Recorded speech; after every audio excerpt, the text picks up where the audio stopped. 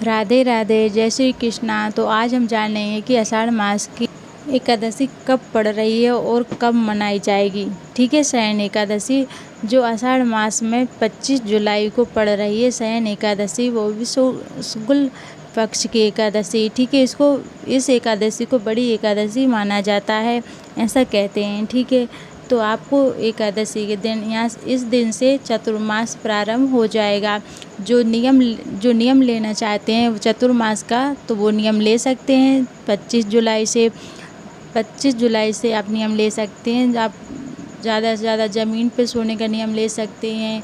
जो आप ज़्यादा प्रिय खाना हो आपका, जो खाते हो दाल चावल, जो कुछ भी आपको प्रिय हो वो त्याग करना चाहते हैं 4 महीने के लिए, तो आप वो 4 महीने के लिए त्याग कर सकते हैं। ठीक है, वैसे तो आप 4 महीने में बैगन, मूली, मसूर की दाल, तुअर की दाल, बैगन, ये 5 नहीं खाने, ये क्योंकि इन महीने में खाने से ये मांस बंदरा जो मांस खाते हैं ना, मीट में आता है ये सब, इसलिए ये नहीं खाते हैं। मांसाहारी माना जाता है। ठीक है, 4 महीने के लिए इनको नहीं खाते हैं।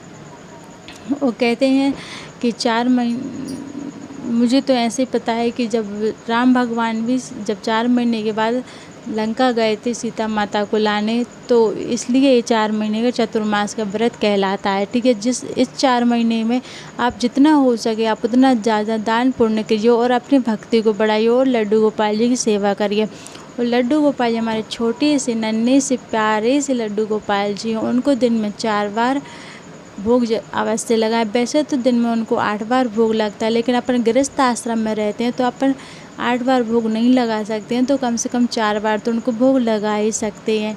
ठीक है, इतनी सेवा तो उनकी सेवा करिए, अपना जीवन सफल बनाइए। ठीक है, आपको फिर बताती हूँ व्रत कैसे करना है। आपको ब्रह्म मुहूर्त में उठना है, उठने के बाद साफ स्वच्छ कपड़े पहनना है। फिर आपको एक चौकी लगानी है। चौकी लगाने के बाद आपको एक तस्वीर रखनी है। अगर आपके पास तस्वीर हो, तस्वीर रख ले। विग्रह हो तो विष्णु भगवान विग्रह रख लीजिए। अगर लड्डू गोपाल जी की सेवा रखते हैं आप अपने पास, तो लड्डू गोपाल जी की सेवा रख लीजिए। और फिर यहाँ पे अगर मैंने लड्डू गोपाल जी नहीं रखे इस बार, मैंने ईगल सरकार जी रखे हैं सेवा में इस बार, क्योंकि इस बार इनको वीडियो में आना था, तो मैंने सोचा चलो कोई बात नहीं, आज मेरे ईगल सरकार जी आएंगे, क्योंकि मैंने अपने प्रिया प्रीतम मानती हूँ, सब कुछ इन्हीं मानती हूँ। ठीक है, फिर सबसे पहले आपको गणेश जी की पूजा करनी है, क्योंकि ये विघ्नहर्ता है। और मैंने तो गुरु दीक्षा भी मेरे गुरु दीक्षा मैंने इन्हीं भाई को बनाया है, गणेश जी को।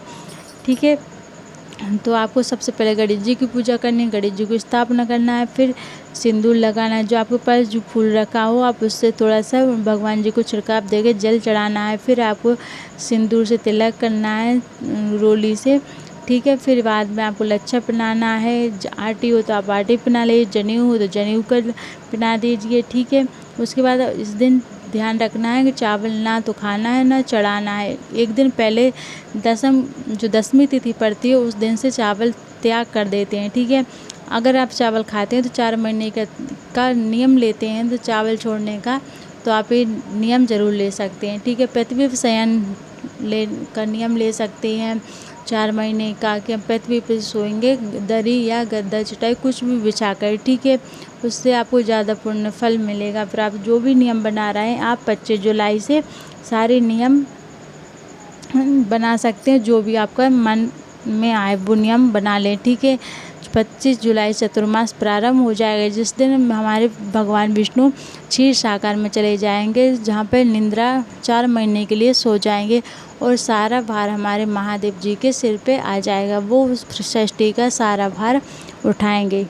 ठीक है, फिर यहाँ पे आपको सब इतनी पूजा करने के बाद में आपको संकल्प लेना है। सीधे हाथ में 3 बार आपको जल लेना है फूल से।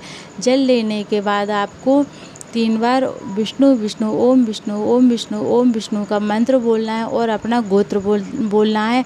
फिर भगवान जी से प्रार्थना करनी है कि हमारा 11 का व्रत सफल बनाए, क्योंकि अपन से कोई ना कोई त्रुटि हो ही जाती है। ठीक है, फिर इतना कहने के बाद आपको कथा सुननी है, संकल्प लेके कथा सुननी है, क्योंकि कहते हैं जब तक संकल्प नहीं लेते हो तो अपना कोई सा भी व्रत कर लो उसका पुण्य फल नहीं मिलता है। और बाद में बाल कृष्ण भगवान जी की आरती कर लीजिए और क्षमा याचना कर लीजिए। अपने परिवार के लिए सुख समृद्धि के लिए प्रार्थना करें भगवान से, विष्णु भगवान से।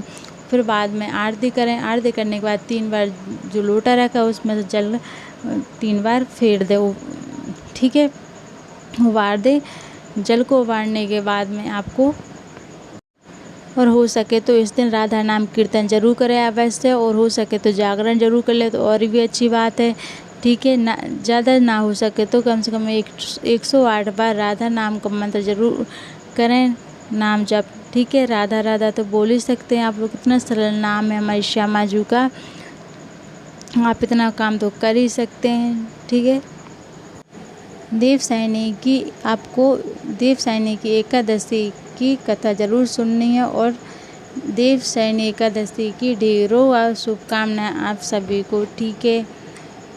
तो राधे राधे सभी को। अगर आपको ये वीडियो थोड़ी भी हेल्पफुल लगी हो, अच्छी लगी हो, तो हमारे चैनल पे पहली बार आए हो तो हमारे चैनल को सब्सक्राइब करें, और राधे राधे कमेंट में ज़रूर लिखें, शेयर करें अपने परिवार के साथ, दोस्तों के साथ। सभी को राधे राधे, जय श्री कृष्णा। मिलते हैं